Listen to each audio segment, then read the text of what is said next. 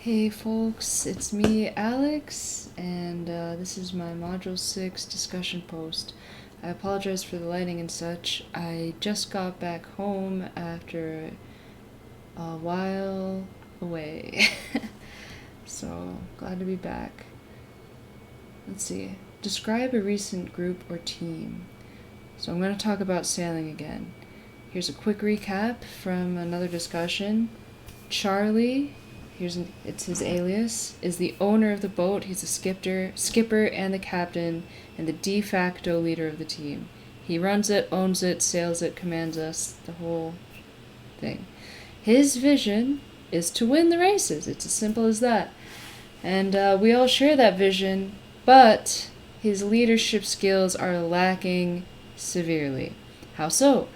I'm going to cover 3 factors, and those 3 factors are poor communication skills, poor team building skills, and poor emotional intelligence. So the poor communication skills, he doesn't really explain what he wants very clearly. The rest of the team isn't sure what he needs mid-race, and this can lead to all sorts of dangerous mistakes. He also isn't very good at describing what he wants from each team member outside of the race. So he's not good at that. He's also not that great at listening. Poor team building skills. This ties in with his poor emotional intelligence actually, because his lack of emotional intelligence keeps him from seeing the strain that the team is under, and thus we lose a lot of team members because they feel like they aren't being listened to. They don't feel like their needs are met, and they feel like Charlie doesn't care about them at all. Even though that's not the case, he does care about them. It's just he's not good at reading the emotional state of people, and he often oversteps their emotional limits. This ties in with the poor team building skills because the team keeps shifting. We keep losing crew, which is too bad. And yeah, so Charlie is not the best team, and those are team leader, and those are 3 things he could improve on. Now, how can I improve, and what are 1 to 2 specific goals for myself?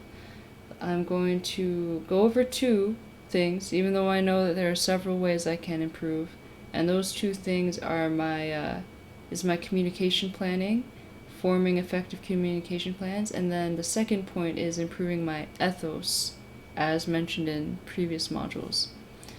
So, a clear communication plan is a pillar of good communication overall.